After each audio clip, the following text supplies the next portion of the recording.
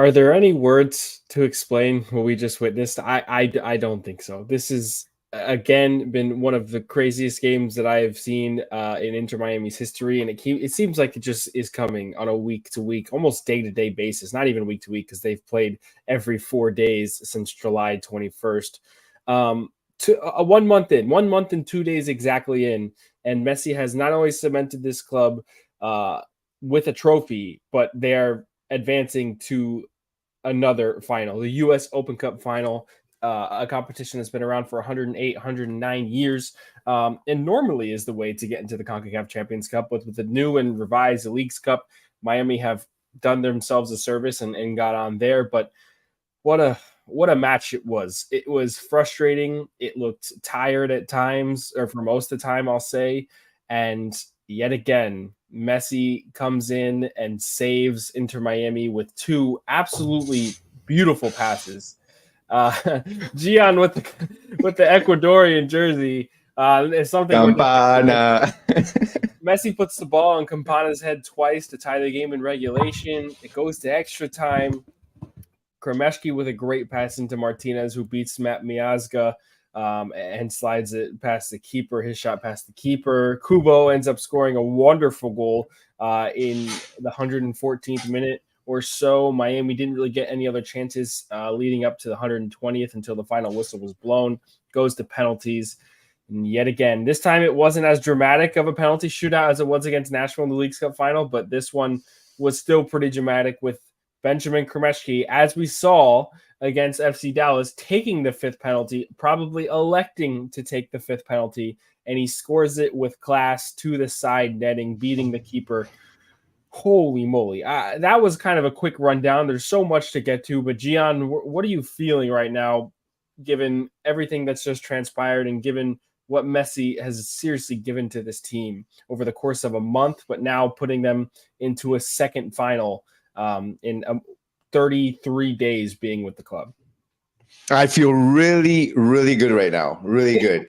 I didn't feel so good about like 10, 15 minutes ago. Yeah. I was really nervous. I was actually like, I throughout the game, I felt like I was more pissed than anything. Just yeah. I was pretty upset too. But I guess before we maybe get into the actual game, just overall, I think that it's just incredible what we're witnessing because we've seen Miami go through all types of things. Like they've been able to just pummel teams, and they've been able to come from behind multiple times, including this last game. So just seeing a team that like just handles adversity so, I mean, they just don't give up. They're so resilient.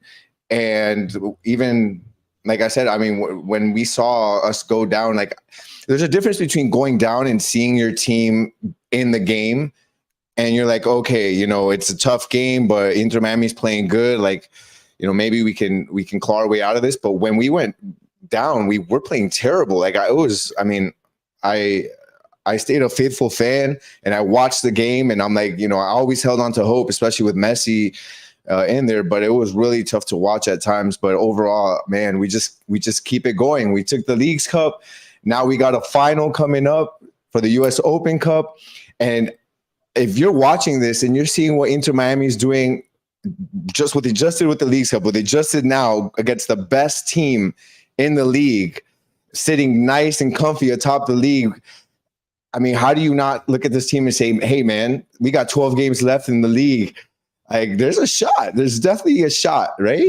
I'm gonna have a huge rebuttal on that one, but before we get to that, we'll go to Ashley, who just joined in here. Holy moly! I tried to give a quick rundown, but that's kind of impossible. Gian just gave us his thoughts about how this was just magnificent in the end, but kind of torturous in the first half of it. Ashley, what are your thoughts coming out of this one with Kremeshki scoring that fifth PK to send it to the final? I don't know. I'm almost a little bit speechless. Every second in that game, I was like, oh, they're too tired. They're too tired.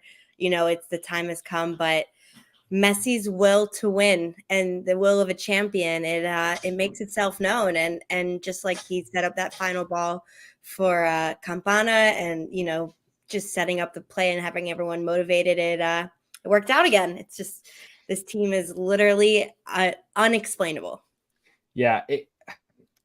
I went off in the last podcast, and I think a lot of it was because I didn't feel like this was sustainable. And I guess it's proving somehow to be sustainable just to rely on Messi and only on Messi when you need it most. And that's exactly what's happened over the last 2 games. You saw the goal against Nashville in the Leagues Cup final. You see the 2 balls that he placed for Leonardo Campana, who almost had relatively nothing to do other than just make sure he had enough neck strength to beat the keeper. I mean, just a phenomenal performance, at least in the end there. Leading up, as Gian said, it was frustrating. It was hard to watch, somewhat torturous even. It was a starting lineup that Jay said, quote unquote, wasn't it. I think that there was too much for them to change in only a 3-4 day span coming off the win against Nashville. And I think that they actually, as much as I said it pregame, I think they actually played into Cincinnati's hands. I thought they were going to head and play into their hands, be able to keep possession between the midfielders and, a back of 8 with the 3 and the 5. But no, it actually played into Cincinnati's hands because they couldn't connect going forward. And that was kind of the biggest problem for Miami in this one. It was really an issue of them going forward, not being able to connect, no threatening chances at all from Miami in this one, other than the Campana goals. Really, I can't really think of a shot that actually made me think that they had a chance at scoring. Cincinnati doing well outside of possession, holding a back line of 8, or a block of 8, I should say, just like Nashville did. And that was something that I had worried about as well, saying that Nashville kind of set the precedent and saying, this is how you can go ahead and sustain Inter Miami and Lionel Messi. But at the end of the day, Messi just provides moments of magic. And that's kind of the storyline here. And that's what even the Pat Noonan, the FC Cincinnati coach, said before the game. There was a quote from him. I'll probably go ahead and try and find it right after I let you guys speak. But him talking about Lionel Messi and saying that when you leave it up to one moment, you don't know, anything can happen with him on the pitch and the quality that he has. And that's exactly what happened here tonight.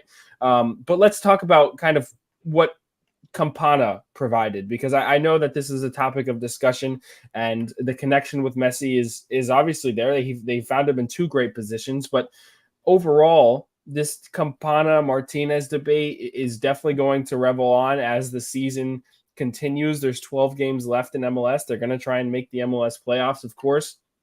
The final is to be played on September 27th, which is a Wednesday. We're waiting the result of the Real Salt Lake Houston Dynamo match. That game being played in Houston. If Houston win, Miami get the final in South Florida. If Salt Lake win, the final will be in Salt Lake. So that's something we'll have eyes on throughout this entire post-game show. Let's get a quick word in from one of our amazing sponsors, L'Acqua Azzurra, and we'll get back to the Campana debate. If you are ready to transform your backyard into a haven of relaxation and luxury, look no further than our amazing podcast sponsor, L'Acqua Azzurra Pool Services. With over 20 years of industry experience, L'Acqua Azzurra is a name you can trust when it comes to services, equipment repairs, and restoration for all things pools. If you're looking in the South Florida area for your pool to be serviced on a month-to-month basis, L'Acqua Azzurra boasts an impressive 5-star rating on Google reviews, and it's a testament to their dedication to the customer satisfaction and top-notch service. Also, if you mention Messi & Co., you will get your first month of pool service absolutely free. So don't wait. For pool service, patio renovation, or more, call them now at 954-793-7206 and get a free quote for any project. Thanks, L'Acqua Azzurra. So, all right. Oh yeah, go ahead. I want you to go. Yeah, I want you to. I've been keeping this in. I've been wanting to talk. So, the Campana debate. I think in order to talk about Campana, you got to start from the beginning. And the beginning is that the game plan from the start of this match by Tata Martino was horrendous. You've got 7 game sample size from what we have in the Leagues Cup, where he was able to tinker and find a lineup, a formation and a lineup. So, and the personnel that worked for Inter Miami that gave them proven results. And what does he decide to do? He decides to come up with some crazy experiment in the middle of a semifinal, where not only does he change the formation, the way Inter Miami plays, as if that's not tough enough, but hey, let me change the formation and let me change the players in the formation. So let me do 2 different experiments in a semi-final. And this wasn't like, oh, we already won the Leagues Cup. The U.S. Open Cup doesn't mean anything. That's BS, because we know that Messi it's been said, is Messi even going to play because he's had so many games under his belt, at his age. Same thing with Boosie, same thing with Alba. And when he was asked about Messi, he said, no, Messi's going to play. Messi wants to play. We're trying to win right now. So that wasn't I don't care about the U.S. Open Cup. I don't know what was going on through his mind, but he completely obliterated that game plan and the personnel on the team. You've got Cremaschi that is really good at creating the game for Inter Miami, really good at connecting with Messi, really good at connecting with Joseph. He takes him out. He puts John Mota that hasn't played in months. He takes out Arroyo, who has done a great job defensively, has done a great job playing his role in the midfield. He might not be the most talented. He might not be the most, fun to watch, but he's done so good at his spot. And he puts in Diego Gomez, who has hardly any playing time, who's someone that likes to go up forward, very much forward. And what ended up happening? You had Busquets that was basically alone in the middle. You had Gomez that was playing, I think he thought he was a forward. Maybe he got the wrong instructions from Tata. You've got John Mota that couldn't put a single pass. I mean, it was ridiculous. I would have rather had like an orange cone instead of John Mota. It was ridiculous. So then what can you expect from Campana when Campana's sole game? It's because it differs from Joseph, mind you. Joseph, and Tata has said this, Joseph is not going to be like that pure 9 that's just going to be waiting in line with the defense, waiting for a through ball. He's going to come in and be part of the game and help with the buildup. That's not Campana's game. Campana's game is to be at the top, waiting for a ball. He's more of a pure 9 than anything. He's not one that's going to get as involved in the game. So all game, nobody was putting a ball to him, not to him, not to Messi. You saw Messi and Campana both having to come into the midfield to look for balls because nothing was getting through to them. On top of that, throw in that whole mixture of just Inter Miami, and throw on top of that you've got Philadelphia. Cincinnati. Sorry, I got confused. Cincinnati, that is playing really good defense. They're closing all the lanes. They've got that defensive line and that midfield line so compacted. It's very difficult to get anything through there. It was just a nightmare for Campana and Messi. Messi was struggling. Campana was struggling. So the fact that Campana was able to get 2 goals in that mess of a game where nothing was happening, to me, is incredible. And it's something I'm not going to say, okay, Campana had a spectacular game. He was amazing. He wasn't. But who was amazing in this game? Nobody was amazing in this game. It was a gritty, hard-fought game. Miami was fighting against themselves. There's nothing in that game that made me look at Cincinnati and say, oh, damn, this is the number 1 team in the league. Because they looked like they were organized, but they weren't doing much of anything in the first half. So, I mean, I'll end my rant with, again, I don't say Campana played amazing, but for what was given to him and what he had to struggle through, he got us 2 goals. And I think we very much owe this game to Campana. Well done. Well done. I mean, stick up for your countrymen. Hold on. Sorry, I forgot to do this. Sorry. The rant was beautiful. It was honest. It was truthful. It was valid. It was correct. I do agree that Tata had this wrong from the beginning. It was not what Miami should have done. There was no reason to have a midfield 3 of Mota, Busquets, and Diego Gomez. There was no reason really to have a back 5 in a game where you should have been controlling possession. And in reality, your possession, controlling stayed at the back and it never went forward. You're right. Campana never got the opportunities. He's more of a hold-up striker. They never even gave him a chance to touch the ball. And you saw a lot of Messi having to drop in to get himself on the ball. There were times where he was frustrated, not being able to receive it in areas that he wanted. I think time and time again, we're going to have to figure out what the best lineup is for this team. Have we seen it yet? My answer is no. Because of what I saw from Farias coming off the bench, I thought it was phenomenal. I think he's a player that should be starting. Unfortunately, we saw Robert Taylor come on and play more of a reduced role as a wing back, which to me makes absolutely no sense. And it's never made sense, even when Phil Neville was doing it back in the day. I tweeted out that I thought that experiment was over. I thought it died with Phil Neville being sacked. But no, Tata Martino reverts back to it. And I guess maybe he needed to, because you need some sort of stability, and he's played in that position, and you had to be a little bit risky in order to go ahead and get goals. But at the same time, it's wasted talent. And I think that's kind of what you saw in this one. It was wasted talent. You didn't see Campana get the ball in positions that he should. You saw Messi having to drop in, and granted, that's not wasted at all. But at the same time, you needed him forward in front of the box, because they never made any entry passes into the 18 in this one. There was almost none. The only guys really making passes into the final third was Busquets from the midline and Messi. That was it. I think Messi had about 15 passes into the final third. Busquets was like 11 or 12 by the end of this one. And that was really it from a lot of the players in this game. And I think that is a cause for concern. I think you have to assess what happened in the midfield and realize it's probably not what's going to happen on Saturday against New York Red Bulls, because really this team has to start winning games. You cannot leave it until late. You cannot go until penalties in the actual league. You have to win at least 9 of your next 12 games in regular time going forward to make the MLS playoffs. If they're serious about that, something has to change, and I'm sure Tata Martino will do it. But Tata Martino has proved in his career, especially as a coach, to be a really good managing cup manager. I think at the end of the day, he's got them to a final. He won the League's Cup, and as much as it wasn't pretty and we didn't like some of the decisions, they got over the line. They got over the hump, and we'll see what happens in September. But, you have to say, and you have to give credit where credit's due.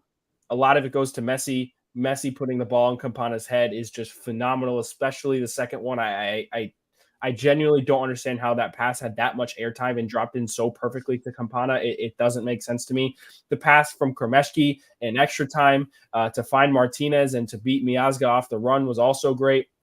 But there's so much to be said for this performance, and I think that we're going to have a lot of these types of conversations, and we can start celebrating here in a second, but we're going to have a lot of these conversations in MLS, because it might get a little bit dicey down the stretch when they're really competing for points. But at the end of the day, they're in a final. They're in a final. Ashley, you have anything to add about what you saw gameplay wise? Yeah, I mean, I agree. I think that John said it best, that trying to change the personnel and the formation at once probably wasn't the best idea. I understand that they wanted to change personnel from the fact that just emotional and physical exhaustion. Yeah, I think they probably could have made not 4 changes, maybe like 2 changes, and keeping the same formation. While I think that Mota was like not what I was expecting, I don't hate that he tried to do it. I would, if he had kept the same formation and he did like a direct swap of him with, let's say, even Kremeshki, who I think should be on the pitch at all times. But let's just say, like, I can understand wanting to just try to refresh the legs a little bit. But look at these games and this whole this experiment, quote unquote, that we keep going through and keep seeing these positive results from. The good thing is that it's showing, I think, to the league that I don't know if this could be rigged. That'd be pretty impressive if someone could rig it like this. But you're seeing Inter Miami struggle. You're seeing some hints of the old Inter Miami, where they're not crisp and they're not defined in their passing and their game plan, fatigue, etc., both mental and physical. But look, in the end, sometimes it just takes 1 or 2 moments of brilliance to see what you need to see. And that obviously is Messi. And, to your point about Campana, I think him and Joseph, it's still like 2 sides of 2 very different coins. Like there's a lot of pluses and minuses to both of them. I don't know if this moved the needle in either direction, because they both got good goals in the game. But I think from a confidence standpoint, this was massive for Campana. Obviously, he had the miss in Nashville, but he overall has been struggling to finish, I would say, in recent games, especially with Messi. And so these 2 clinical finishes are exactly what your number 9 is supposed to do. And the fact that he did it, no matter what, in terms of what happens in the next, whether he continues to start, comes off the bench, whatever it is, the level of confidence is going to be higher. And I think that's going to lead to more positive reinforcement on the pitch. Yeah, I just want to touch on one thing, that Ashley brought up. And it's because, I mean, I understand what you're trying to say when you say the changes might have been because of fatigue, right? Because that's kind of like I guess us trying to figure out why would Tata make those changes. But if you think about it, like, who did he swap out? He swapped out Kremaski, who's 18. He swapped out Arroyo, that's in his, I think he's 30 or early 30s, something like that. He swapped out Robert Taylor. I mean, if it was for fatigue, how are those three young guys fatigued? And Busi, Alba, and Messi, when you add them up, they're like 100 years of life between them. Like, that's, and again, I understand the mind thought, because I was thinking the same thing. Is it because they're fatigued? But look who's still on there. And then when I said, I just want to clarify one thing too before anybody jumps on me here. When I said Messi struggled, I meant struggled to like get passes because the balls weren't getting to him. So and that's Messi does this. I mean, Messi put 2 amazing passes to Campana and multiple amazing passes. The struggling wasn't necessarily on his gameplay, but rather him struggling to get that ball because they weren't getting it to him. But yeah. So I have a couple things. One, about the fatigue and the rotation. It's a semifinal. And at the end of the day, you were never going to take off Busquets, Messi, and Alba. And I don't care how tired they were. It's a semifinal at the end of the day. So I think that for Tata Martino, it was what guys are somewhat tired and more expendable than someone like Messi, someone like Busquets, and someone like Alba. And then I guess he opted for Dixon, Arroyo, Benjamin Kremeski, and the like. So I do still think that it was more of a fatigue-based change rather than a tactical change. I think it was something he felt was needed. I don't think you take off Messi. You don't take off Messi, you don't take off Busquets, you don't take off Alba. And that's the reason they went 120 minutes tonight. It just wasn't going to happen. Now, do I see them possibly being rested in 3 days' time? Sure. Yeah, against Red Bulls away from home after this long road journey that they've had already. They've played, I think, 8 games in 30-something days by now. And now they have they only have 48 hours of full rest before they get on a plane to New York, or New Jersey, I should say, to play in Harrison at Red Bull Arena. And then they have another game 3 days after that. Then they have another game 3 days after that. And by the end of it, it's 11 games in 45 days. So this definitely was some sort of player management when it comes to tiredness and fatigue. But I do agree that it was a little bit silly to do it, especially in hindsight now, in a semifinal, because I did think that there was some kind of hope with this. And I think that at some point down the line, we had even talked about it on the show, we were expecting a back three from Tata Martino when Tomas Aviles was going to be inserted into the lineup. And in one of my recorded but not posted little lineup things that I made for Twitter that didn't make the cut, I talked about Tomas Aviles playing on the outside of Krivstov rather than Tomas Aviles on the outside rather than him playing in the center, like the graphic was depicting on Twitter. And that's mainly because what we saw in tonight's game, Krivstov is a slower defender. We saw it throughout the Leagues Cup. Krivstov is a slower defender. There are times where he gets beat in transition, and Miami leave gaping holes of opportunity for other teams to get in and score. And I think that you saw, again, cause for concern, of course, but at the end of the day, they get over the line. But I think that you saw that tonight highlighted. And I'm not going to fully blame Sergei Krivstov. That's the type of player he is, and the players that are around him do need to help out. And that's why I think you saw the change from Miller and Aviles to play on either side of him. But then you go in to the second half, and later when he makes the substitutions, and this is where I just want to give a huge, huge shout out to Noah Allen, because that guy has no business being a center back. He doesn't have the size and stature. He's still young. He's an academy product, and he's a great left back. Don't get me wrong. He plays under Jordi Alba on the depth chart, and I think that it's been great for him. But he's not a center back. Yet he's having to do all the dirty work to defend Sergei Krivstov's very slow pace. He's made multiple recoveries in this match. He was on the ball a lot. I think he made a little over 35 passes in the 40 minutes that he played. I thought he had a phenomenal game. And that is another thing that we talked about in this podcast that I want you guys to talk about as well. How many times did we bring up the depth of this team? How many times have we said that, yes, the rotations, of course we didn't necessarily like it today, but look who they brought on. They stayed in the game. They got it to 2-1, made the changes, and then they bring on Benjamin Kremeski, Facundo Farias, David Ruiz, who was forcing the issue the entire game. Again, I didn't like it as much as I should have, but I thought he was losing the ball a little too much. Noah Allen as well. There was Robert Taylor, of course. So many guys that they can insert into lineups late in games that can put teams out, and that's exactly what you saw against FC Cincinnati. Yes, Messi was a huge help in that. But 2 substitutions were the reason why they scored the third in extra time. Benjamin Kremeski and Joseph Martinez. Can you speak on the depth a little bit, Ashley? Yeah, absolutely. Well, I mean, I think that I would be very surprised if for Saturday, if you don't see Facundo and Benjamin in the starting lineup. I would be very surprised because I think they both played outstanding. But yeah, 100% the depth. And I think, it's a blessing and a curse for coaches when they have a fair amount of good players at their disposal, when there's not such a drop off, right, between your starting 11 and maybe your next 4. That's a good problem to have, but it's still, he's still trying to figure that out. And I think Ruiz, for example, I think is a really great substitute. I think that, he sometimes is losing the ball and, going a little bit too big for his bridges, but I think he still makes a lot of great plays and has the vision and has the energy that you needed in second half of games.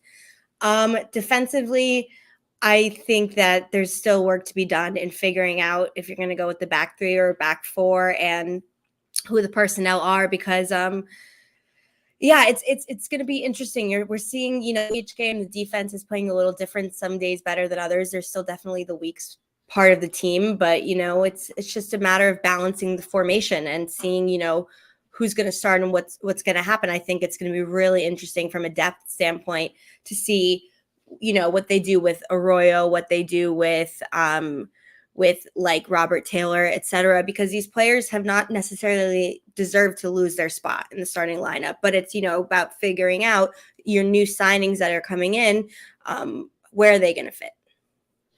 Yeah, that's a huge discussion. And you have to think about Gregory too, who's going to come off the bench at some point at the latter part of this MLS competition while they make a push for the playoffs. Go ahead, Gian.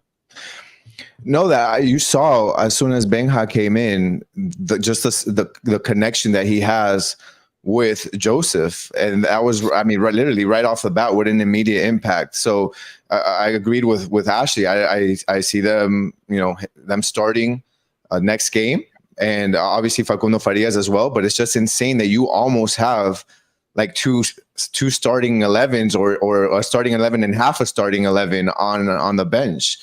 And I think that, it's going to be tough for Tata moving forward to figure out what maybe the more stable lineup is going to be. But I also see, I guess, we've seen in other leagues and other teams that sometimes also, depending on what the competition is, and obviously we're too early or too late rather in this season, but maybe starting next season is where you see maybe a different team for Leagues Cup and maybe a different team for US Open Cup or a different, so I think we'll see more of a variation starting next season. I would be hesitant to want to see too much variation right now, just because there's no real room right now to kind of mess up. You need a lot of consistency, being that you've basically started this new process halfway through the season. You don't have that time to play around and tinker around. You've got to, whatever works, you need to make sure you use that moving forward, especially with a final coming up and 12 games left in the season. That's going to be important. Again, just being more stable right now, not so much of the tinkering. Speaking of the final, Houston have just taken a 2-0 lead over Real Salt Lake, which means that if the result holds, it's here in the first half, by the way, if the result holds, the U.S. Open Cup final will be held in South Florida. Do we know where? No, not exactly. But if you go back to a couple of weeks ago, Jorge Mas said that it's a huge possibility for them to try and get it to be at Hard Rock Stadium, says he has a relationship with Stephen Ross, and they would try and make that happen for the September 27th final. So that's something that we're going to go ahead and keep an eye on throughout the rest of this live show, but it's 2-0. I think they're checking the goal right now. But on our way back outside of this sponsor break from Mosaics, we'll have some more Messi talk for you. Are you ready to transform your space into a masterpiece? Introducing Mosaics, your destination for stones and more. Mosaics is a family-owned business serving the community for over 20 years. With the best quality porcelain, ceramic tiles, and high-end mosaics featuring unique modern designs, Mosaics has everything you need. Dedicated customer service, wholesale distributors, and a passion for excellence. Make sure you visit mosaics.com today to turn your vision into a reality. Again, Drake Callender makes the save in the end penalties, the fifth save. They had scored the first four, but that wasn't the only thing he did in this one. Time and time again, when Cincinnati were through on goal, he came up huge. And I think that right now you're seeing the ascension of a U.S. men's national team possible starter. I think that you're seeing somebody who's going to get called into camp at least regularly. When you think of, the guys like Sean Johnson, who are third on the depth chart in MLS, I think Drake Callender has a huge conversation around him and reason why he should be that number 3 and possibly number 2 kind of guy. Benjamin Kremeshki was called into, he's on the provisional squad, I should say, for the United States men's national team going into the September window with games against Oman and I can't remember the other one, but some random finals or random friendlies for the U.S. men's national team. Let's talk about Drake because he twice now he's not necessarily put the team on his back, but he's been the savior. Messi's really put the team on his back, but he's been the savior thus far for Inter Miami. And we've seen this over the last couple of years. It's been the Drake Callender show ever since he took over for Nick Marsman in the later parts of 2021, maybe early 2022. I don't really remember, but it's not something that we who have watched Inter Miami are not accustomed to, but for everybody tuning into the Messi show and seeing that guy between the sticks, what do we say about our guy Drake? I mean, what, again, performance. Go ahead, Jan. You He just continues to save us. I mean, what can I say? There's been a lot of times where he's helped us keep the lead, but also helped us stay in the game. And I think he's leading the team right now in goals saved and goals scored. So that's really amazing for him. And he's so young. I think he's like 25 years old. So just the fact that right now he's starting to bloom and flourish. It looks like he's going to have a lot of, he's being called into the U.S. men's team. That's even more, I think, a bigger chance for him to learn from some of the best and just to know that we've already got a great goalie. People talk about, and I've heard this a lot, built, not bought and all that foolishness. Hey, we maybe bought one of the best players in the world that wanted to come to our side, but we're also got the homegrowns and we're growing talent within. And what better example than players like Kremeshki and Drake, who are flourishing within our products of our system. So again, just one of the most important players. He sometimes goes, I think, under. I guess that we see a lot of Messi, we see a lot of Busi, we see a lot of Alba, but sometimes we have some players that maybe don't get the limelight. And I think that Drake is very deserving of that limelight. And especially in these last 2 games, I think he's been one of the more valuable, other than Messi, one of the most valuable players on our team. Yeah, I would also, it makes me very sad to say, but I would be shocked if in this offseason he's not picked up by a team in Europe. I'd say tomorrow he could be starting for a championship side in England. I think that within 2 seasons he could be starting for teams in the Premier League. I think maybe even a top 10 team in the Premier League would have him as their backup goalkeeper right now. Like, that's at the level he's playing at. And so, this is going to be part of the Messi effect and the experiment. And we're not going to go super deep into it today, but Inter Miami are going to have to start figuring out ways to, one, recuperate some of the money that they're spending, obviously, on these marquee players, whether it's for the general allocation or just in general playing to do fair play. And one of those things could be selling someone like Drake Callender, because he, like I said, he is playing at such a high level right now that he could be starting in Europe tomorrow. And so which is great to see. We wanted to show, like you said, the homegrown players, the players who have been there from, through the hard times, and being able to maximize the moments that they have with Messi, because we see it when, like, during Leagues Cup, every time the best player of the opposing team doubled their social media following each game after playing against Messi. And that's what players are going to do. They're going to try and put their best performance every time they share the field with him, because it's their moment to help better their career and better themselves too. And so that's like a positive, right? That we're seeing all of this people putting in their best efforts and trying to, reach new heights. That's what part of greatness is that you influence those around you. And so I think we're seeing that with Messi firsthand in every action by him, by the starting 11, even with fatigue. You're still seeing the mental, the fortitude, the toughness being at such a higher level than it's ever been before for this team. There's a couple of interesting notes about that calendar transfer topic, because it's been a staple in MLS now for the last 3 seasons, really, with Matt Turner, Gaga Solina, and now Jordi Petrovic from the Revs being bought by Chelsea. I don't want to see Drake leave. It's something that I think that the club is probably going to do everything in their power, and probably has, looking back, done in their power to keep him on the roster by signing him to an extension before the year even started. And he's making about $325K. And I think that that's obviously really great value for the top keeper, or one of the top keepers, if not the top keeper in MLS. That's, just half of what the maximum budget is for a regular senior player, but he does get homegrown status. So I don't even know if he qualifies for that senior roster spot. So he's really not taking up much.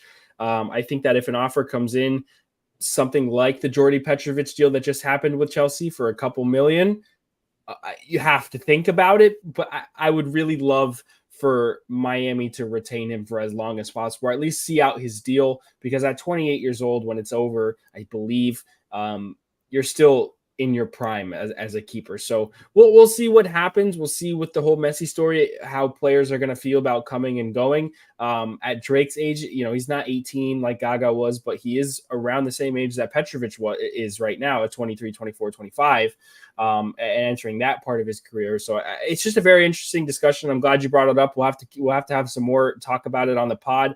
And speaking of the podcast, everybody, if you're enjoying what you're watching and you're enjoying the Messi content and watching Messi on a 4-day basis at this point, make sure you check out our show on Apple, on Spotify, on Google, Messi and Co. Go ahead and look it up. We post in English and in Spanish multiple times a week, in between game days, before game days, after game days. So if you could do us a favor and follow the show on your favorite podcast platform, that would do us a huge favor. Rate, leave comments on our Twitter as well, at Messi and Co. We look to get to everybody and on all the comments there. So if you could please go ahead and do that, it would be awesome. Make sure you subscribe to the 5 Reasons Sports Network YouTube channel, because this is where obviously our post-game content is. And this feed here that we're talking now is going to be posted on the podcast feed as well. So if you miss anything, go ahead and check it out there. Messi and Co. on both Apple, Spotify, and Google, if you guys are interested. Man. I do want to, just really quickly, sorry, before we move on to the next topic, you had mentioned earlier about how great Noah Allen was too. And so what I really think is another kind of note, and it's within the realm of what I just said about Drake and the transfer, another interesting thing that I think we have to see is that if by playing for either teams that directly compete with Messi or on the same team as Messi is going to speed up your trajectory to go to Europe and to go to top 5 leagues, or even to stay in MLS but be a superstar, that I know it's very early in the experiment, but you're going to start to see, Messi makes everyone look good because of how great he is. And so that's going to really, and so I think you may start to see more young, talented players, especially from South America, feed more into MLS. You may even see some in Europe if they don't think they're going to get first team football. But then they can come here and they can get first team, especially I'd even say, this is getting granular, but in the East, if they join the East and they know they're going to play Messi at least 2 times a year, all of those things matter. They're going to start wanting to be able to take advantage of the moment, the career, all the eyeballs that are watching.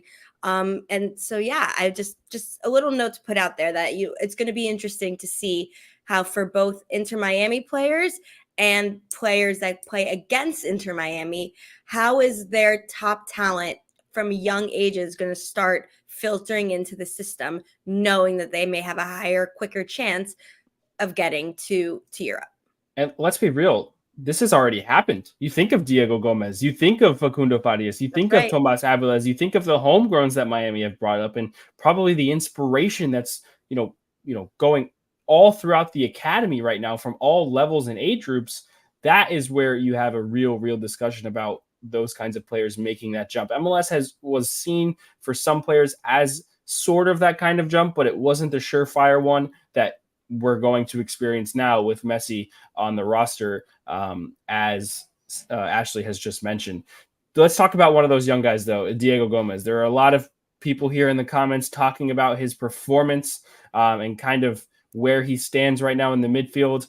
Twice now, he's been put into the starting lineup by Tata Martino. He had an interesting start, to say the least, against FC Dallas. It was not something that we were necessarily happy with after his substitution appearance against Orlando City. And now he starts again after, in my opinion, Benha had an okay game against Nashville. It wasn't anything great, but it wasn't anything to get benched for. So we talked about those fatigue kind of rotations. Gian, I'll go with you, and you can continue your rants today. What in the world was going on with Miami's midfield and specifically Diego Gomez today? I think the midfield just didn't make sense because you're used to, like, we were playing with a back line of 4, and with that back line of 4, no, sorry, what I meant is previously, like before this game, our team was playing with a back line of 4, and you had our fullbacks that would push up. And that was okay because even though it was giving us some fits, because on the counters we were left open with the slower center backs having to catch the counter, but you also had Busquets and Arroyo kind of playing not all the time as 2 pivots, but sometimes as 2 pivots, being able to kind of help out on the defense. But what happens now, and I thought was quite strange, was I feel like the midfield personnel didn't match having 3 center backs. Because it was 3 center backs. We had Alba and Yedlin that were playing up, but then you only had Busquets that was really defensive. You had so much of him with all the exactly. Exactly. He was already tired to start with. You've got 3 center backs, but then you've got John Mota that goes, is trying to be part of the attack. You've got Diego Gomez that is very offensive, that at times was playing higher than Messi himself. So to me, that whole scheme didn't really work for the midfield. And then, I didn't think it was the best performance by Diego Gomez, but I think that was also kind of expanded on because of the fact that he was just leaving gaping holes because I don't think he was in the right position. You don't take out Arroyo and put in Diego Gomez. Like, that just doesn't make sense to me. That's not a natural fit. So that throws Diego Gomez off even more. He wants to go up, but the position he's in requires him to also help back. So to me, that again just was strange to put him in that position. I think Diego Gomez, don't get me wrong, I think he's a very talented player. I think he brings something that Miami needs. He's a strong player. He likes kicking from outside the box. It was just something and I've seen a lot of his highlight videos. It's something that he does very well. So it's something we need. I just think that Moto 2.0. Yeah, but to remember, Austin, we had this discussion before. We were trying to figure out who would he go in for, and you had nailed it on the head before, in my opinion, when you said if he goes in, it's not going to be for Arroyo. It's probably going to be for maybe Kremaski. Yeah. That would kind of be what the fit was. So for him to not go in for, I guess, that specific role and to go in for more of an Arroyo role, that's what threw the entire midfield out of whack. And the same thing with Mota, right? Because going into his first Inter Miami appearances, Jean Mota was seen as more of a box-to-box 8 to go up and down and kind of do what he was doing tonight, when Diego Gomez was doing tonight, with a guy like Busquets or Gregory, behind him. And then it didn't really work. It wasn't working as well as they would have hoped under Phil Neville alongside Gregory in that double pivot. And then you shifted Jean Mota, or Phil Neville shifted Jean Mota in more of a regista type role, where he was sitting with his back to the center backs and playing as the quarterback pretty much of the field. That's what Jean Mota's role was before he got injured, before Messi came. And then you bring in Sergio Busquets. And obviously, there is no debate about who's going to take over that regista type role in Inter Miami's midfield. It's 100% going to be Busquets. Now, Jean Mota and Tata Martino need to figure out what his role is going to be going forward, because tonight cannot be it. Same thing with Diego Gomez. Tonight, cannot be it. I don't care if there's 3 defenders. I don't care if there's 5 defenders. Whatever happened in that midfield tonight was not something that is sustainable at all. I think that the lines were extremely broken. They were not able to connect between the defense and the attack, even with Jordi Alba and DeAndre Yedlin looking like wingers sometimes. It looked like Miami were more playing in a 4-4-2 when they were on the ball because of DeAndre Yedlin moving forward so much. And then when the ball shifted to the opposite side, it was a very fluid formation. Don't get me wrong, and I do understand what Tata was trying to do, but he doesn't have the personnel to do it right now. Maybe when Gregory comes, you see a little bit more stability because he's more of that, bulldozer type defender that can, or defensive midfielder, I should say, that will retain possession, win the ball back alongside Busquets, lay it off when he needs to. But Jean Mota has more of an eagerness to get forward when he's not reduced to a role where he has to play that regista type kind of thing. So I think that derives some issues as well, alongside everything that was going on with Diego Gomez. I think that Benjamin Kremeshki alongside Busquets is more of a natural fit. It really just is. And the reason behind that, and especially with Dixon Arroyo, is because Busquets really should not be going forward as much as we saw in previous matches. He doesn't need to. He can play that deeper lying role and be able to pick out passes that don't need to be the most extravagant ones. They need to be the simple ones that progress the ball. That's what this team needs right now, and I think you saw that tonight.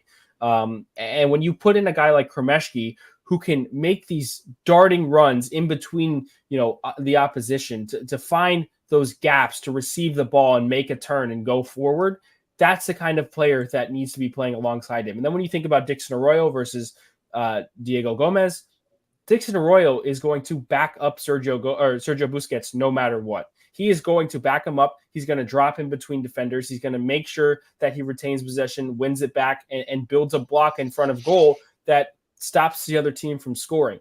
You saw none of that tonight from Mota and from Diego Gomez. Without a player like that alongside Jean Mota, he struggled in his history with Inter Miami. Without Gregory on the pitch, he struggled in Inter Miami history. There have been times and moments where Jean Mota and Gregory cannot play together because of yellow cards and injuries, and this has happened over the last couple of seasons. I've watched it happen very closely. When they're on the field together, it's great, but that's because they complement each other very well. The 3 players that were on the field tonight for Inter Miami in the midfield did not complement each other at all, and I think that Tata might have thought by inserting the wingbacks into more of a midfield type role, playing a 3-5-2, it would help out a little bit with the connection going forward. Without a true winger like Robert Taylor, like Facundo Farias, who should have probably debuted 2 games ago, but we finally get to see him tonight, they struggled. They struggled massively, and things will have to change when you go into MLS. But at the end of the day, you have Messi, so it didn't really matter. And what's really the most amazing, I think, is that the competitiveness and excitement that Messi has for this team already. It's just, he was obviously tired tonight, but the joy, like when the camera was following him, and the joy when Campana got that second header and they continued on and just winning the game, Callender getting the save during the penalties, he's still so passionate and so enjoying it. And I think he wants to continue to make history. And so we're seeing it, and it's really, really fun. I agree. I saw some comments that the last 12 games for MLS are going to be really intense. I totally agree. I think that, the Messi may be going for the treble. It would be because you don't know the other 2 tournaments. There's so many other, factors that are out of your control. To get those 2 already, it would be quite a triumph. And it's just been great to see his energy, his excitement, his togetherness with the team. I think the personnel they'll continue to adjust and edit. I agree about you can't have Gomez. You can't have 2 forward-thinking midfielders like a Mota and a Gomez. I think the beautiful thing about Benjamin's game has been that while he is forward-thinking and he's been fantastic at creating, he also he reads what the offense is going to do and is able to defend, and he's able to help Busquets when he needs it. Just covering more ground, covering it really efficiently, and for only being 18, the way he covers ground, it's pretty remarkable. And so, U.S. men's national team doing a little bit of a wing and a prayer to try and get Kremeshki. I think it's probably not going to happen at this point, but it's exciting. It's an exciting time. If it does happen, I would If it be happens, that means happy. they guaranteed him. I mean, he starting doesn't. five. Let's be real. He's not guaranteed anything. I don't think that he's necessarily a starter for the men's national team. I don't think he makes a 23 or a 26, but he's 18 years old. It's a prospect for the future. He's not breaking into the Argentina first team either. But when you look at a prospect like that in dual nationals specifically, the U.S. men's national team has hit on them lately. I'm sure Argentina will want him as well, especially playing alongside Messi. So that'll be a fun little dual national showdown to keep eyes on in the next couple months. And if he accepts a possible call up from the U.S. men's national team for that September window, because in that same window, I do believe that Argentina are playing World Cup qualifiers, which I don't believe he'll be called up for. So he can take the friendly games, not make the commitment, see what he likes in camp under Greg Berhalter, which probably won't be a lot. But he can go ahead and get that environment and see what it's like. He's done it before. He's been with the youth teams with the United States, but he has a very big decision looming in his very young career thus far. Yeah, and I see a lot of talk about Inter's defense, and I know that obviously defense has been, I guess, one of our weaknesses. But I do think. Welcome to MLS. Yeah, no, of course. But I will say this. I know that the defense still needs much improvement, but I do think it has improved somewhat over the last few games. I mean, if we look back to, before this game, and I think this game is a little different because of the formation change and the personnel change and that sort of thing, and obviously the fatigue.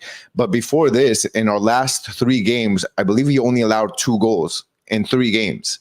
That's an improvement for Inter Miami on the defensive end. A huge. So I do want to give props to the defense, even though, again, we do need some improvements there. But I think that at least in this game, one of the reasons that the defense was seeing, I mean, just look at how Cincinnati pressured the defense and pressured our midfield. They were pressuring with 3, sometimes 4. And what ended up happening is they weren't letting Miami build out from the back, and they were forcing a lot of errors on that, trying to get out of our own side of the field, where they turned into quick counterattacks. And then throw that into the second half of the game where, Inter Miami was giving a lot of possession to Cincinnati, and Cincinnati was getting a lot of attempts on goal. So I feel like this game, if the defense wasn't solid or less solid, rather, maybe this could have been a game where Cincinnati would have scored even more, in my opinion, because they had a lot of luckily the defense was able to control a lot of these opportunities and not let them turn into something major or actually goal opportunities. But, I think they were solid, kind of, in my opinion. I don't know what you guys think. Yeah, I mean, I think you said a lot on the defense, and I do agree with most of it. I don't want to touch on it too much, just because I kind of expect it at this point, and I think that with the defenders that we have and the decisions that have to be made going forward, Tata Martino probably won't stick with a back 5. I don't see it happening, especially after tonight. Sorry, it was a Ray Hudson comment. Yeah. Yeah, that is a Ray Hudson comment for sure. It was great to see him hear him on the call, by the way. He deserved to have that. He deserved to have that messy game. I saw a comment from Ignacio, and he said, this was a very Inter Miami performance and team. And I think that is a perfect way to describe it, because that is the Inter Miami of the last few years, where exactly. Yeah. There were a lot of tired legs, which is to be expected. It's been a grueling schedule. We understand that. But what makes this different than ever before is because I think the game we would normally lose by 2 or 3 goals, lose by getting, someone getting a red card and bringing us down to 10 men. It didn't happen. And we were able to, we were down 2-0, but for, I would say, the level we were playing, which was really low compared to where we've been and compared to where Cincinnati is, we kept ourselves in the game where it only took a few moments, and I say only, it took a few moments of brilliance by Messi to be able to get back in. But that's part of why he's here, and that's part of the difference. That's the Messi difference, is that as long as you keep yourself within, like an arm's reach of the impossible, he can make that possible. And so it's just an example of, we have a lot of things we can pick holes into, like a porcupine's pillow. But but there's still a lot of good. And I think the overall good is that we won. Inter Miami won, and they're going to host a final. And that is the Messi effect. Potentially host the final. Okay, you're right. Sorry, I don't knock on wood. That is the Messi effect, and that is what is, making it so enjoyable, I think, for the fans and the community, being able to get over those little humps and still make something really positive out of it. Gian, you raised a really good point about Cincinnati's presses, and I really liked what you said, and it made me think about what kind of went on in this one. They didn't exactly play to Nashville's style. There were times where they defended in a block of 8 or even 10, but then there were times where they made Miami uncomfortable building out of the back. In a formation that's new, player positioning and everything like that was a struggle for Inter Miami. Pat Noonan noticed that right away and triggered very quick and effective presses from Cincinnati to Miami's back line, to where they had trouble building out from there. And it led to some chances like you mentioned. And I think that is another kind of idea worth noting, is that teams don't only have to sit back and, absorb Miami's pressure for 90 minutes. If they can go ahead and make Miami a little bit uncomfortable, you have the guys like Kamal Miller and Sergei Kristov who aren't necessarily the greatest. And you even have a goalkeeper in Drake Callender who's not the best distributor of the ball either. So if you can make those quick trigger presses by, taking 2, maybe 3 players to the guy who's on the ball and spacing out a little bit when he gets ready to pass, but then making sure that you get back, because if that pass beats you, it's the most lethal attack right now in all of the league and all of the continent, really. But if you can go ahead and do that effectively, that's another thing Miami might have to watch for within the league. And it's something that going into Saturday, which we're definitely going to talk about on the pod, go ahead and check it out, by the way, Messi & Co., Apple, Spotify, Google, and all of that. Follow us on Twitter. And follow us on Twitter at Messi & Co. Going into Saturday against the New York Red Bulls team, that's kind of their forte, and it has been in MLS for quite some time, and they have the players to do that. It's something that I will keep an eye on. And will Tata Martino have to adjust for that? Will we see what kind of adjustments will we see going into Saturday? Is kind of where I'm at right now. But really, my eyes are also on this U.S. Open Cup other semifinal with Houston and RSL.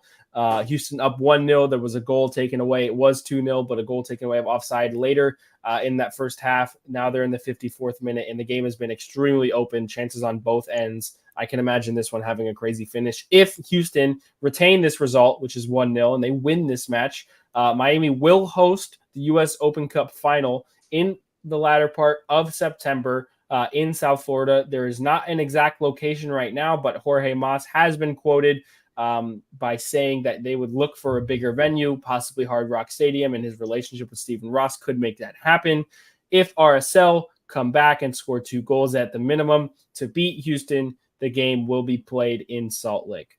And that will just come at a time where Miami will have a grueling schedule. They've already had a grueling schedule. By the time September 3rd comes around, which is the LAFC game, that will be their 11th game in 45 days. So on average, they've been playing every 4 days. Right now, they only have about a 48-hour window until they go again to Harrison, New Jersey to play New York Red Bulls. Then they play on Wednesday against Nashville at home, which would be nice to be at home. And you have Sunday, Monday, Tuesday off. But then again, you're playing on Wednesday. And I should note as well, for anybody who's in South Florida looking to go to the game against Nashville, there will be the Leagues Cup trophy presentation then. So that is something that everybody can look forward to. Fans can look forward to on Wednesday.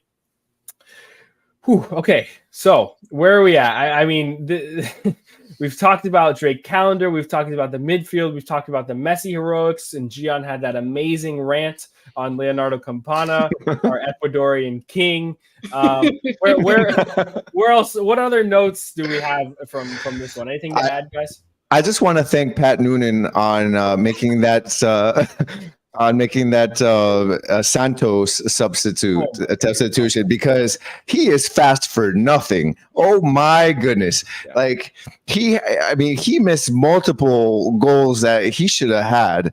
And like there was one where he beat Kristov, and he had him like completely beat. He had nobody in front of him. And instead of shooting the ball, he puts the worst pass I've ever seen I was like, thank you, Pat Noonan. Thank you so much for that substitution. I'm just gonna say that. Like, to take out Luciano Acosta and Brandon Vasquez was a choice. That I will say. I know it was 2-0, 2-1 maybe, and they were going ahead to play for pens or at least for extra time or try and win the game, see the game out. But really, I think that nobody took, if the instructions were out to see the game out, nobody took those instructions because they kept going for goal. Cincinnati didn't take the ball to the corner. They didn't go to the corner at all. It was crazy. I was so shocked by that. And I don't know if that's on the players or if it's on Pat himself from Cincinnati, but that I thought was the choice. The Sergio Santos substitution, in hindsight, obviously not a good choice, but I thought that with what Tata Martino was getting ready to be forced to do because they were down, which was make substitutions and go more attacking, Pat Noonan got out in front of that. This was before the Noah Allen substitution. This is before Kamal Miller came off. He went ahead and put on Santos. And I thought, okay, if Santos has a chance to run at Sergei Kristov here and he's a lone center back, it could prove to be really dangerous. Well, it was kind of. But it didn't. It literally didn't. Like, I didn't think that an attack of Kubo and Santos were going to at least get a third goal in extra time, much less a third in regular time. Once Joseph Martinez scored, I thought that they'd be able to see the game out because without, Lucci and without Brendan Vasquez and their other DP, Bupendenza, I was like, there's no way they score a third. All credit to Kubo on that goal. I mean, he had Drake Callender full stretch off the fingertips, hits the side netting with a lot of power. Really nothing Drake could do there. So really to make it 3-3, but that was those were some interesting choices. Yeah. I mean, hey, look, we've talked in the past about Tata's substitutions, and sometimes we've criticized him about making those substitutions too late. I'm curious to see what you guys think. Yeah, I want to see what you guys think about those substitutions. Like, you think it was right timing, or would you have liked to see them a bit sooner? Well, I think the first round of substitutions was good. It was early. What was it? It was in the 50s, wasn't it? The first round, or was it in the 60s? You had, I believe, Facundo Farias and Robert Taylor come on in the 58th minute, and Noah Allen, all in the 58th, 59th. Yeah, I thought that was. I mean, maybe at halftime it would have been easier, but I think he was trying to give the team a chance to kind of like come into their own. Sorry, David Ruiz, not Noah Allen. Sorry, David Ruiz. Yeah. Yeah, I don't know. I think that the first three, it was good. It was fast. I think he waited a little bit too long maybe in the end to get Kremashki, even though obviously it ended up working out. But I thought he was aggressive enough with it to start with a change of three. But hindsight's always 20/20.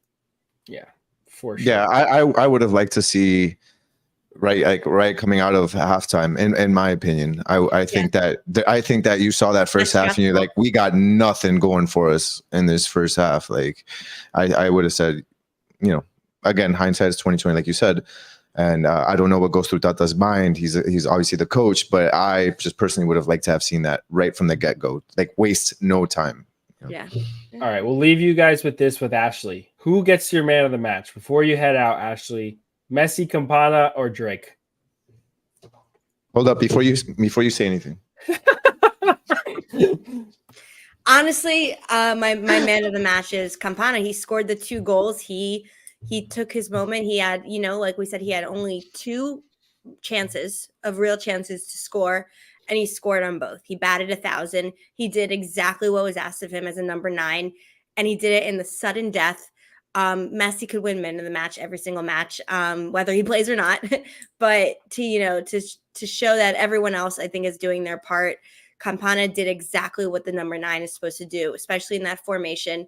When he got good service, he executed. Very, very good point. I know Gian agrees. Shoo, that's a tough one, huh? I agree with you, Ashley. Campana, 100%. Not an amazing game, but the game that he needed to play, he did what he needed to do, and definitely he is one of the biggest reasons we won today. But props to Messi on the beautiful passes, because without him, Campana doesn't get Messi's that the ball. man of the team. Like, he's the man of the club. He's the man of the city. He's the man of the league. So, we'll share the wealth a little. Yeah, I guess we can do that. I guess we can do that. All right, Ashley, thank you very much for jumping on this post game. Gian and I will continue here for a little bit longer. But any last words before you go?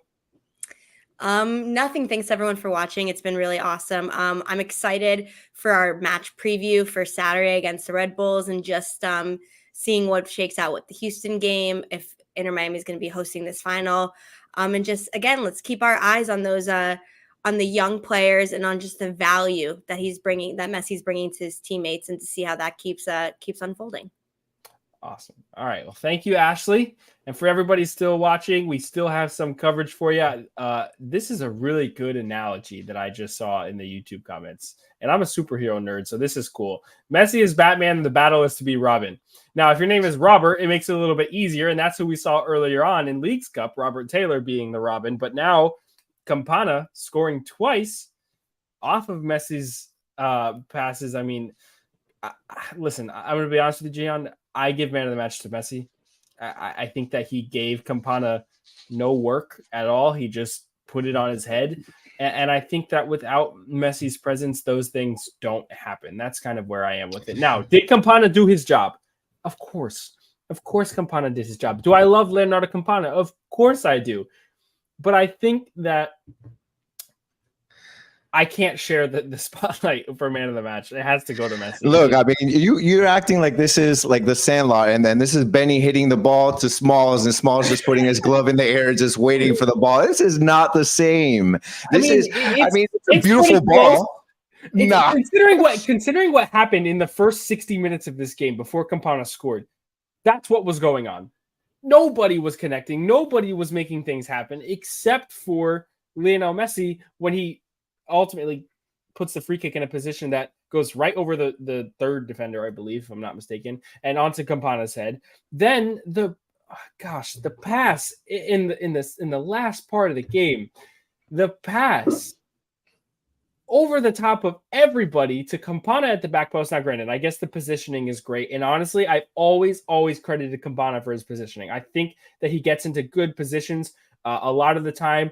Joseph really has struggled with that. And going into training in the beginning of July, when we saw Messi finally be a part of this team, it looked like it was going to be the Martinez and Messi show. They were, hugging each other all the time, running together, training together all the time. And now I think you look at this and say, well, Joseph really hasn't connected with Messi that well. We watched all 10 goals on playback the other day. There wasn't a Joseph assist. He had one dummy run, and that was it. Oh, no, sorry. He did have one more assist. It was the volley, right. Yeah. But other than that, Joseph isn't scoring a lot off of Messi, other than Messi giving him penalties. And now I look at Campana, and I say, well, if Messi needs to play balls in over the top, and he needs to, get accurate on crosses, same thing with Jordi Alba, then maybe Campana is the guy. Maybe Tata is thinking Campana is the guy. And especially when you need to win goals over in scrappy ways at times. And that's what's going to happen down the stretch in MLS. Campana gives you that a little bit more than Joseph does. Joseph is a more natural finisher with the ball to his feet. But if Miami are going to struggle working the ball into the box, if Miami are going to struggle working the ball into the box from the middle and keeping it on the ground, then sure, I think you go to Campana because Joseph doesn't excel there. But that's another conversation that I think that we're going to have to go ahead and have Gian and Alejandro, who's in the background here, go back and forth about Venezuela versus Ecuador. I'll be the mediator. I'd love to be the mediator. I'll ask the questions. Look out for that on Messi & Co. Real Salt Lake just scored 1-1 in the 65th minute, meaning that we don't know what's going to happen. We don't know where this game is going to go. And I'm talking about the final. We don't know where it's going to be held. I have flights ready for Salt Lake City just to make sure. But I also have my fingers ready on Inter Miami tweet notifications for tickets if the finals to be held in South Florida. So keep an eye out on that. Gian, anything to add right now? No, I mean, I think that if the final ends up being here in Miami, and if it does go to the Dolphins stadium at the Hard Rock, I think that that's going to be a good thing for a lot of fans, because we know that what the conversation has been, that a lot of fans unfortunately have kind of felt like they've been gate kept from going to see Messi because of the high prices. And my only, and this is just kind of a speculation here, I can only imagine that the fact that there's going to be so many more tickets available, that the prices might go down. So that's a win-win for all of us, not only from a team perspective and having a final played at home, but also from the fans' perspective, saying, hey, we might get hopefully a more affordable match for us to be able to go and go as fans and spend money to go watch it with our families and that sort of thing. So I'm hoping for that on both ends, from the sporting side as well as just the fan side. I think it's something that the fans have deserved, especially the ones that have been here supporting from the beginning, and the ones that have been watching every match and watching all the Leagues Cup and saying, man, I wish I was there. This is a big opportunity for us. So we got to be rooting right now for that to happen. And I'm excited because I'll 100% be there. 100%. Oh yeah. I'm gonna be there. I wouldn't miss that for the world. I mean, Hard Rock Stadium is literally, if not more, 3 times the capacity of Drive Pink right now. I think Drive Pink is 22,000 with the expanded seats. You can quote me on there or check me if I'm wrong. Hard Rock is 66 to 68,000, maybe even yes, around there, something like that. So 65. So exactly, it's right there. Thank you, Alejandro. It's right there. It pretty much 3 times. So you think about the ticket prices now, it's probably about $200 to get into a regular MLS game. We saw the prices against Nashville, that final in a 30,000 seat stadium. Those tickets were going for, I believe at the end of the day, you had $307 tickets at the minimum. So I think that it would benefit over or under Super Bowl prices. That's a good question, which is crazy. Can you imagine saying that like 4 years ago? Can you imagine saying, oh, yeah, the U.S. Open Cup ticket prices will compete for Super Bowl prices? Yeah, right. Get out of here. It would be ridiculous. Houston, by the way, are forcing the issue. In the 69th minute now, they've had a really dangerous free kick that Hector Herrera kind of messed up. Now they've got a corner. They're pushing for the second goal to go out in front. They are at home in this one. And they do not have priority for the final. A U.S. Open Cup does a draw pretty much to see who gets priority for the semifinal and the final. So although Houston are at home and could win this game, they would never host a final because of Miami winning and having priority over them due to the draw. So that is something worth noting. 69th minute, Salt Lake now playing quickly. Listen, another topic of conversation is this congested schedule. And I see a lot of people talking about it here in the comments. Up until the September 3rd game against LAFC, that will be 11 games in 45 days for Inter Miami. The next game after that is September 9th. And I'm doing this off the top of my head, so I'm probably going to have to pull out my phone and look. If they win, now that they're in the final, that game will be held on September 27th. They still have to reschedule the game that was supposed to be held on August 20th against Charlotte. I mean, the schedule is mighty, mighty congested. They only have a 2-day break until they go play Red Bulls on Saturday. They play on the 9th. They play on the 16th. They play on the 20th. Then they play on the 24th. Then they're going to play on the 27th in the final. Then they play on the 30th of September. Then they play on the 4th again. Then they play on the 7th of October.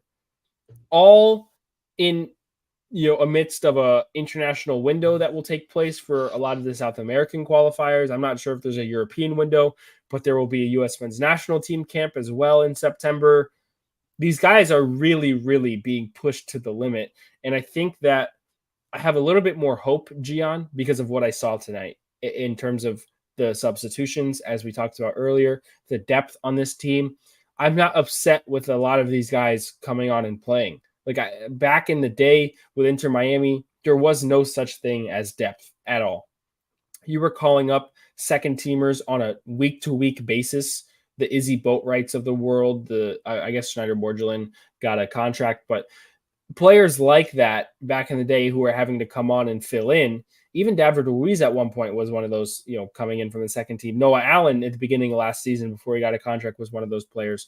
There wasn't any depth. It wasn't there. And now with the 6 signings that they've made, Farias, Aviles, Gomez, Messi, Busquets, and Alba, adding on players they're getting back from injury, Gregory, Mota, signing Arroyo a little bit earlier on in this season.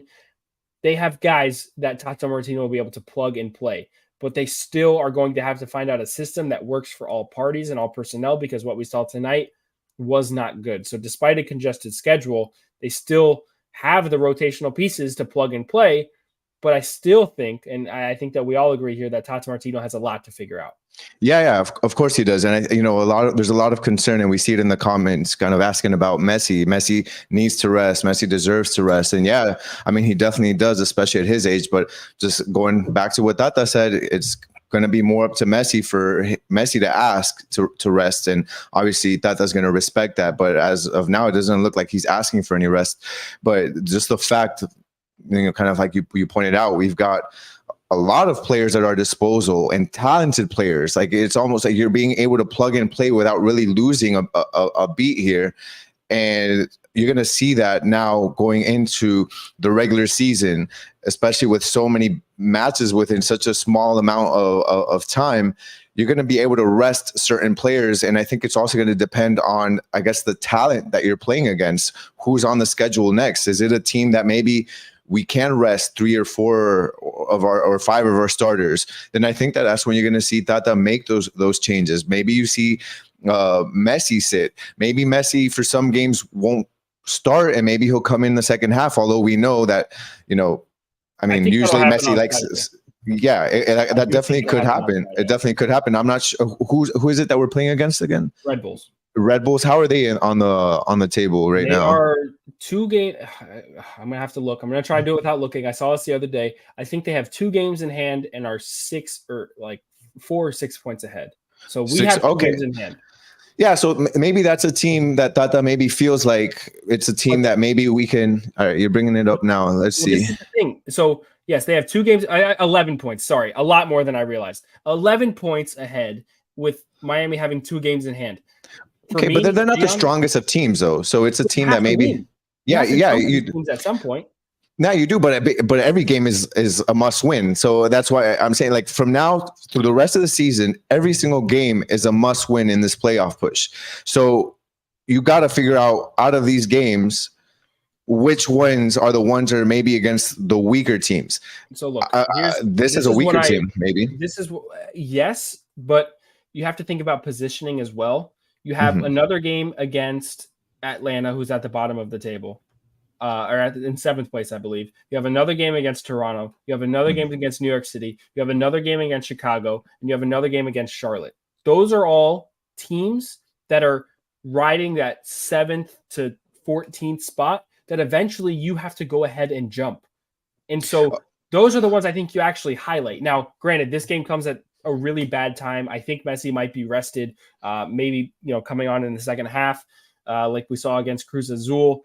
But in reality, it's hard to see them taking any of those games lightly when those are the teams that have to jump. So is your opinion that while every game is a must win, that the games that you want to make sure you got the squad at 100% is against those teams that you need to jump?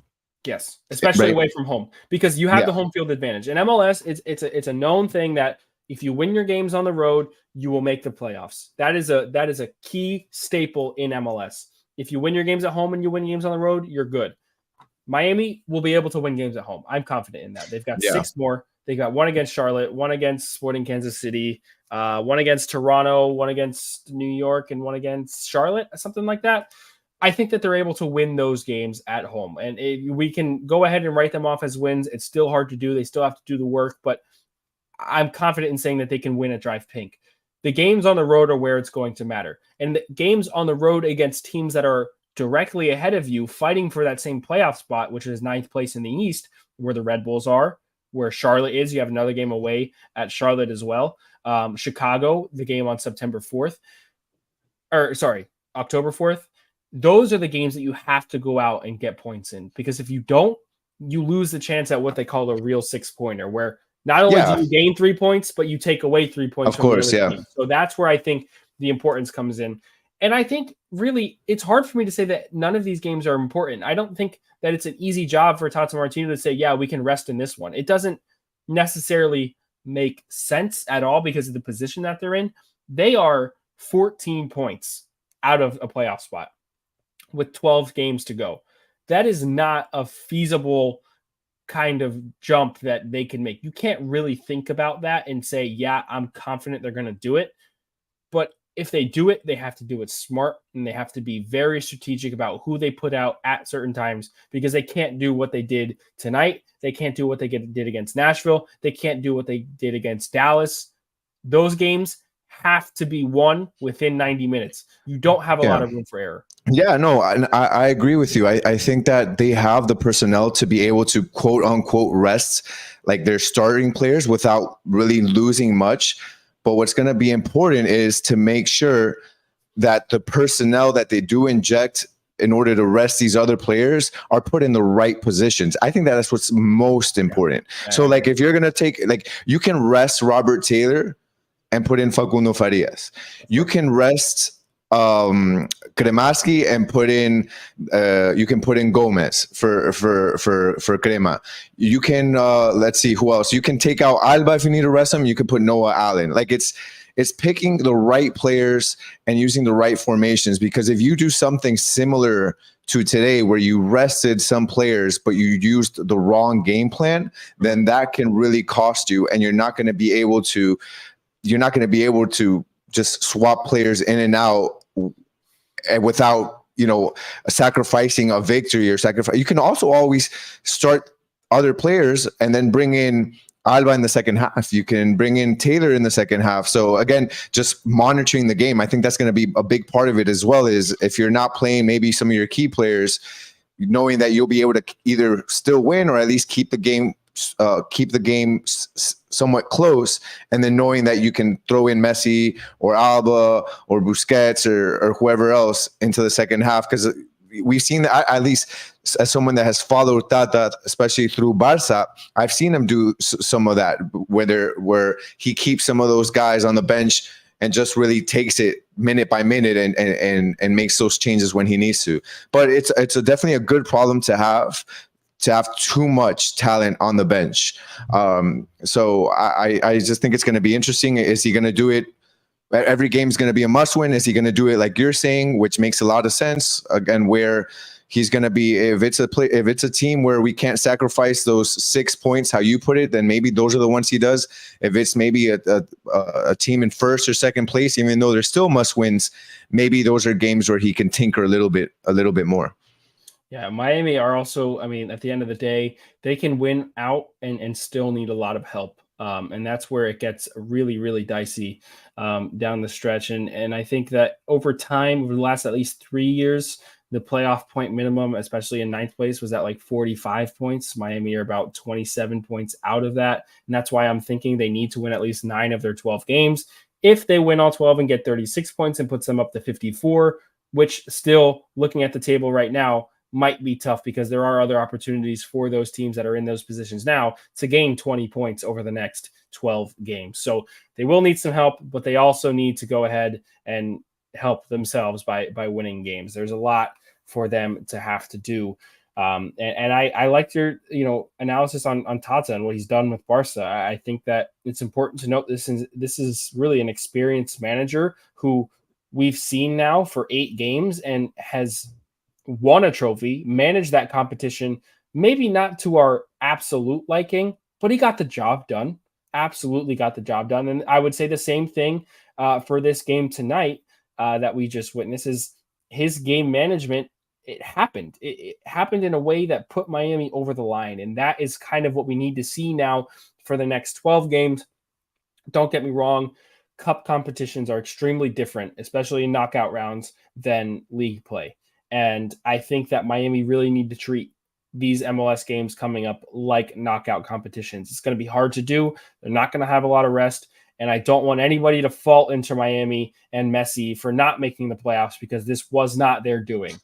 They have 18 points in 22 games. That is not their doing. Messi is actually making his MLS debut on Saturday. Think about that. He's been here for a month and 2 days. He's won a trophy and cemented them into another final, and he still hasn't played in MLS. Yeah, That's the situation we're in. I agree. I mean, we've talked about this before. I think the goal's already been reached. What Tata wanted to do, and when they brought in Messi, the goal was to make it to the Conca Champions, and that's what they did, at least for this season. Because obviously, it's going to be tough to make the playoffs. Not impossible mathematically, but we got the Leagues Cup. We're going to Conca Champions. We're in the final for the U.S. Open Cup, and right now, anything that happens beyond this is just the cherry on top. It's not to be expected. So, just kudos to the Mas brothers, kudos to Beckham, to Tata, to Messi, and Alba, and Busquets, and just the entire team, really. Because the moment that these three landed in Miami, they stepped up their game, and they've been playing incredible. So I'm just happy as a fan and thankful for what we've seen so far. Just anything beyond this is just extra for me. And I mean, we'll keep up the fight. This team is, if there's anything they've shown so far, is that they never give up. If they haven't given up till now, we shouldn't expect them to give up in the playoff push at all. I agree. Very, very well said, Gianna. With that, we will leave you guys. There's about 8 minutes plus added time or extra time in the Real Salt Lake Houston game. So tune into that if you can and see who Miami's opponent in the final will be. For everybody who stayed with us throughout the entire post-game show and who's in here now, thank you very much for tuning in. We love doing this for you guys. We have a ton of content coming for you on Messi & Co. So make sure you follow us on Twitter at Messi & Co. because everything that you will need in terms of updates, game analysis will be there, our podcast posts as well. And speaking of the podcast, please go ahead and use your favorite podcast platform, whether it's Apple Podcasts, Spotify, or Google. Search Messi & Co., follow the show, download the episodes, and stay tuned with notifications. It would do us a huge favor, and we love bringing you guys all this content every single week in English and in Spanish. We have pregame stuff, we have weekly stuff, training stuff, post-game stuff. So make sure you stay tuned. We have a great line of hosts in English and in Spanish bringing you the weekly content. So it would be a blessing if you guys could do that for us. Follow Messi & Co. on your favorite podcast platform. And if you're on here on YouTube right now, make sure you subscribe to 5 Reasons Sports, whether it's for Heat content, Dolphins content, Hurricanes content, Formula One content, wrestling content. I don't even know. All of the sports, including soccer, of course, and Lionel Messi. If you want to stay around for our post-game shows for the rest of the season and the rest of the year with Lionel Messi, turn on the notifications for the lives, turn on the notifications for the channel, subscribe, like the video, leave a comment, and we'll get to you as soon as we can. Thank you so much, everybody, for all your support. Alejandro in the background, Gian here with me on show, and for myself, for all of us here at 5 Reasons Sports and Messi & Co. We will see you guys next time.